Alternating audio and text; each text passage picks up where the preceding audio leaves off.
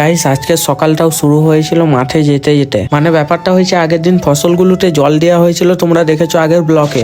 আর আজকে সকাল সকাল ভাই যাচ্ছিল হচ্ছে ইউরিয়া সার দিতে। মানে একটা জিনিস তৈরি করার সময় কতটা যে যত্ন নিতে হয় সেটা আমি আজকে বুঝতে পারলাম। আর এই চাষবাসে কতটা যে কষ্ট করতে হয় সেটা আজকে জানলাম। মানে আগের দিন প্রায় 4-5 ঘন্টা ধরে জল দেওয়া হয়েছে, তারপরে আবার আজকে 2-3 ঘন্টা ধরে সার দেওয়া হচ্ছে। দেখো আমি প্রথমবার দেখছি বলে আমার তো বেশ ভালোই লাগছে, কিন্তু যারা করে তাদের কতটা যে কষ্ট হয় এই যে চাষি ভাইগুলোদের, সেটা একমাত্র তারাই জানে। আজকে ভাইয়ের সঙ্গে মাঠে গিয়েছিলাম সার দিতে, আর আমি প্রথমবার এই সার দেওয়া দেখলাম। আর এগুলো হচ্ছে এখানে পেঁয়াজ গাছ লাগানো আছে, আর এই জায়গাটাও বেশ ভালো। আর এখন এইদিকে রোদের তাপ যা ধারণার বাইরে, মানে সারাটা দিন রোদের তাপ প্রচুর হেভি গরম থাকে, আবার সন্ধ্যের পর এতটা ঠান্ডা দেয় ধারণার বাইরে। যাই হোক বেশিরভাগই সার দেওয়া কমপ্লিট হয়ে গেছে। আর আগের জল দেওয়া হয়েছিল সেই আলু গাছগুলোকে দেখতেই পাচ্ছ কিরকম কি হয়েছে, মানে গোড়া এখনো ভিজে আছে। তাই একদিন জল দিলে প্রায় 1 সপ্তাহ চলে যায়, এখন আর জল লাগবে না। তাই ওইখান থেকে এসে আলু গাছগুলোকেও সার দেওয়া হয়ে গেল। তো চলো এখন আমরা বাড়ির দিকে রওনা দিই। আজকে বাই, কালকে আবার দেখা হবে পরের ব্লকে।